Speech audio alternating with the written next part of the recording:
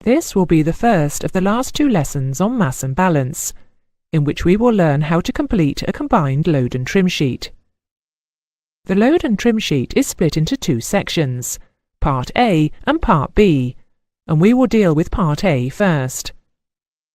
The completed load and trim sheet will show the loading and centre of gravity of the medium-range jet transport in CAP 696, which we have been studying.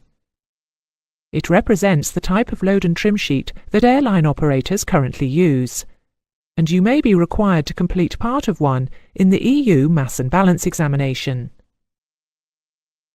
The load and trim sheet is split into two parts. The left-hand side of the page, called Part A, is the loading document, which itemises the mass distribution within the aeroplane, such as operating mass, traffic and fuel load. The right-hand side, called Part B, shows how the position of the centre of gravity, represented by mean aerodynamic chord, alters with each change of mass. The zero fuel mass and the takeoff mass are finally plotted in the graphical envelope of Part B, and they must be within the operational limits. Part A is split into three sections. Section 1 is used to establish the limiting takeoff mass, maximum allowable traffic load, and any underload before last-minute change. Section 2 shows the distribution of the traffic loads and includes some abbreviations, which are shown on screen. As a reminder, the abbreviations are in CAP 696, which is available during exams. And Section 3 is a summary of the loading, including a check that limiting values are not exceeded. Starting with Part A, with a given set of data on screen, we will work through an example to eventually establish the relevant centre of gravity positions in Part B. There is no provision to consider the maximum structural taxi mass in the load sheet, but as we learnt previously, it is a limitation. In this case, the taxi fuel allowed for is 260 kilograms, the difference between maximum structural takeoff mass, 62,800 kilograms, and maximum structural taxi mass, 63,060 kilograms. Notice that in this example, because there are no performance limitations for takeoff and landing, the regulated limiting mass is the maximum structural takeoff mass, 62,800 kilograms, and the maximum structural landing mass, 54,900 kilograms.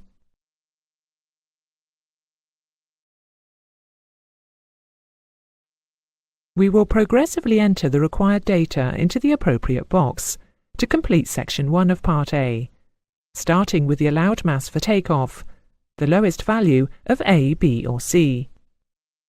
Start by entering the dry operating mass, 34,300 kilograms, and the maximum masses for zero fuel, 51,300 kilograms, and landing, 54,900 kilograms. Enter the fuel data, starting with the takeoff fuel, 14,500 kilograms, in both the first two boxes, followed by the trip fuel, 8,500 kilograms, in the third box. We can now calculate the three potential takeoff masses, and the lowest of these is the allowed mass for takeoff, A, B or C. The value at A is obtained when the required fuel, 14,500 kilograms, is added to the maximum zero fuel mass, 51,300 kilograms, to give 65,800 kilograms. Enter in B the regulated takeoff mass, 62,800 kilograms, which in our example corresponds to the maximum structural takeoff mass limitation. The value at C is the takeoff mass that would be achieved if the aeroplane were to land at the regulated landing mass, with the mass of the trip fuel added back to it. In this case, add the trip fuel, 8,500 kilograms, to the regulated landing mass, 54,900 kilograms, to give 63,400 kilograms.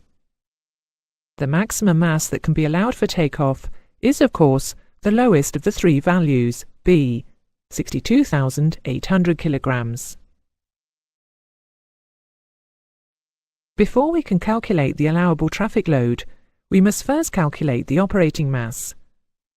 This is achieved by adding the takeoff fuel, 14,500 kilograms, to the dry operating mass, 34,300 kilograms, which gives 48,800 kilograms.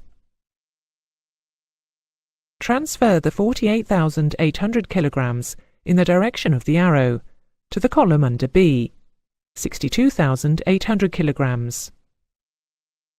To find the maximum allowed traffic load, we must subtract the operating mass, 48,800 kilograms, from the value at B, the limiting takeoff mass, 62,800 kilograms, which equates to 14,000 kilograms.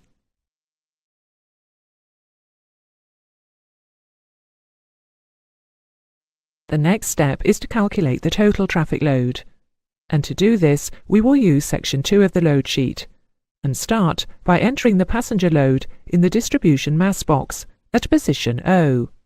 The passenger total is 130, and using the average mass of 84 kilograms per passenger equates to 10,920 kilograms. The total passenger baggage is calculated by multiplying the total passengers, 130, by the average baggage mass, 14 kilograms, to give 1,820 kilograms, which is entered in the row marked B under the heading Total. The baggage is shown as distributed, 600 kilograms in hold 1 and 1,220 kilograms in hold 4. The cargo load of 630 kilograms is loaded into hold 4 and entered in the load sheet at box C and under distribution mass 4. The totals under distribution masses can now be entered under each box in the row marked T.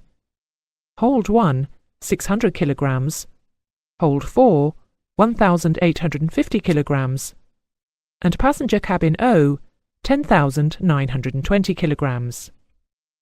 We can now calculate the total traffic load by going into the start of section 3 and entering the total of baggage and cargo, 2,450 kilograms, and below it the total passenger mass of 10,920 kilograms. By adding the baggage and cargo mass, 2,450 kilograms, to the total passenger mass of 10,920 kilograms, we arrive at a total traffic load of 13,370 kilograms.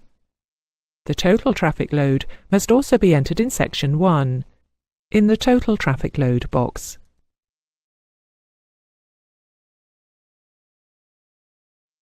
The underload can now be established by subtracting the total traffic load, 13,370 kilograms, from the allowed traffic load, 14,000 kilograms, which gives an underload of 630 kilograms to allow for any last-minute changes.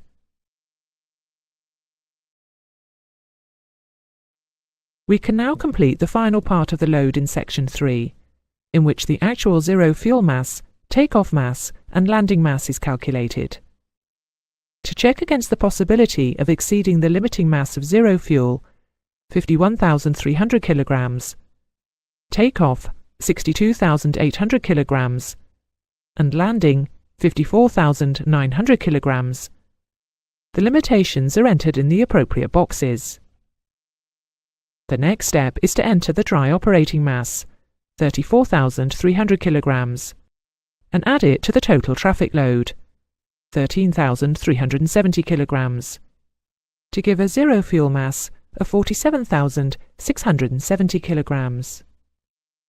To the zero fuel mass, 47,670 kilograms, we add the takeoff fuel, 14,500 kilograms, to give a takeoff mass of 62,170 kilograms. The landing mass is calculated by subtracting the trip fuel, 8,500 kilograms, from the takeoff mass, 62,170 kilograms, to give 670 kilograms. Check that the maximum values in the 3 boxes for 0, takeoff and landing mass have not been exceeded. We have completed all of the requirements of the load sheet and established the underload, the 0 fuel mass, the takeoff mass and the landing mass, and check that limitations have not been exceeded.